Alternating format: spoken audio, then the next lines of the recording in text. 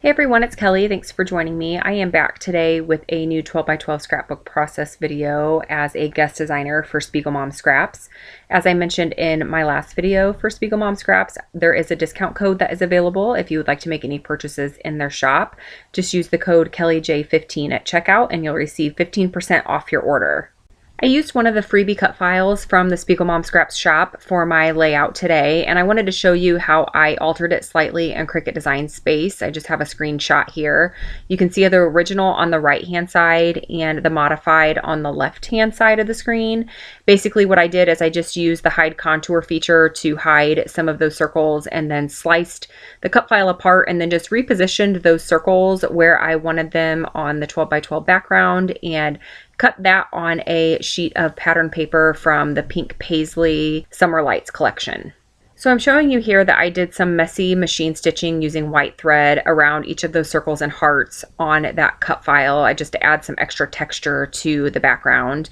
I'm going to use some circle dies to create some shaker pockets that I will tuck behind a couple of those circles. Actually, I'm going to create 3 shaker pockets. And what I'm using to make those shaker pockets, it is actually the cover for one of my Cricut cutting mats. And it's just a real thin, it feels like acetate. So I cut 6 of those circles and then I used my sewing machine to stitch around the circle, but I did not stitch it fully closed. That way I can add the sequins down in there. And then once I have the amount of sequins that I'm happy with inside that shaker pocket, I'll just go back and finish stitching that circle closed the rest of the way. So here you can see me adding those sequins into the pockets, and those sweet summer vibes sequins match this Pink Paisley Summer Lights collection perfectly. When I received the package in the mail of the sequins from Spiegelmom Scraps and I saw the sequin mix, I knew instantly which collection I wanted to use them with. All of the tones, the purples and the teals and the yellows all match this collection beautifully.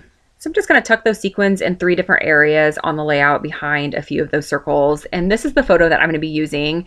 It is a photo from a vacation that we went on a few years ago. It was actually in 2013. And we went to Grand Haven, which isn't very far from our home. It's a couple hours away.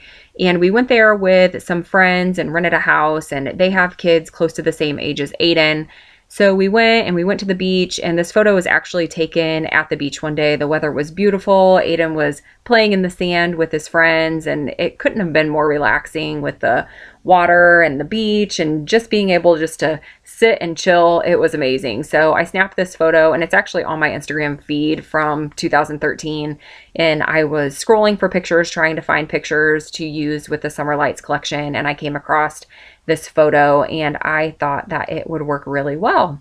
So I wasn't really happy with that stark white cardstock showing from behind the cut file. So I decided to add some spray mist to the background, and that is a shimmer spray that I added. And I started using the packaging technique, but I just wasn't getting the saturation of color that I was looking for. So I just went ahead and sprayed the mist directly onto the background. Since I'm going to be placing that large cut file on top of this white cardstock, you really won't be able to see the streaky appearance from just spraying that color directly on the background. And I liked that it was more saturated, and I drew circles using a pencil before I sprayed the mist, so I knew where I wanted the mist to be concentrated, and I'm really happy with how that turned out.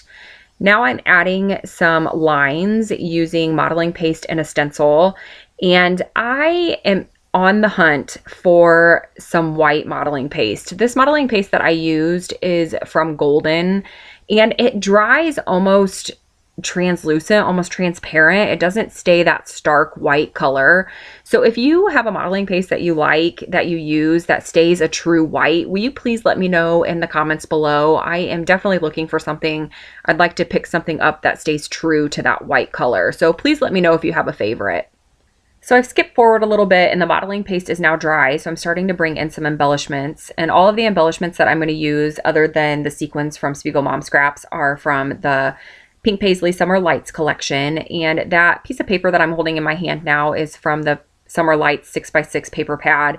I want to add some pattern paper behind the hearts of the cut file just to help them stand out a little bit more so they don't get lost with all the circles that I have going on. And I liked the stripes on the pattern paper because I thought it matched really well with the stripes or the lines that I created with that stencil and the modeling paste. I just thought that was cohesive and it just kind of flowed across the page since I have lines in other areas.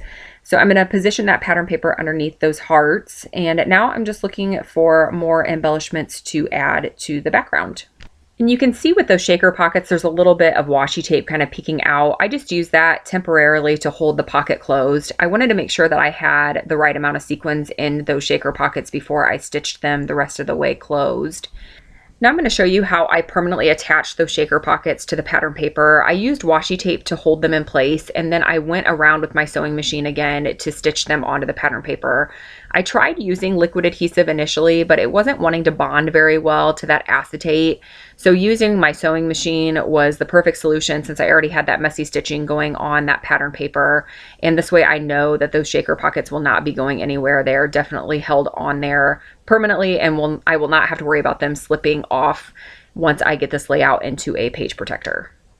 So now I'm going to move on to embellishing the layout, and I'm going to be adding a lot of things underneath those circles on the cut file. So I wanted to make sure that I did not adhere down that entire pattern paper to the white cardstock. So I basically just used liquid adhesive on the right hand corners, and then I did use some washi tape on the back just to secure it so I could add my embellishments and not have to worry about the pattern paper slipping.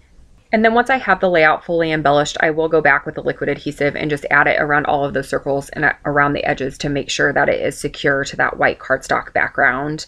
I am going to be using some pop dots. I do want to add quite a bit of dimension to this layout, and I thought about adding foam behind that pattern paper to lift the pattern paper from the white cardstock, so that way the shaker pockets would actually shake a little bit easier. But I didn't think anybody would really be shaking my scrapbook album to see if those sequins would move around. And they do move a little bit on their own, just being flat against that white cardstock background. But I just thought it would be simpler just to add dimension to the embellishments rather than adding foam behind that entire pattern paper.